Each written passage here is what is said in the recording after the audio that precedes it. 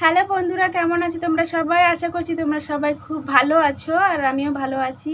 তো আমার অবস্থাটা দেখো, একদম চুলমুল গুলিয়ে একদম শুয়েছিলাম। তো ভাবলাম কী করবো, এখন বেজে গেছে 8টা। তো ভাবলাম রান্নাটা সেরেই ফেলি, একটা ভালো জিনিস রান্না করব।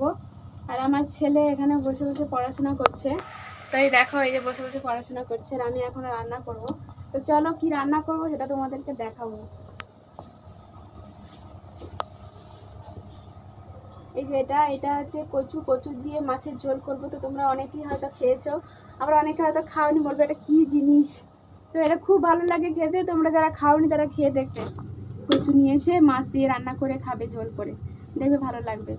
তো যাই হোক, তোমরা যারা আমার এই ভিডিওটা দেখছো তারা আমার এই চ্যানেলটাকে সাবস্ক্রাইব করে আমার পাশে থেকো, আমাকে সাপোর্ট করো।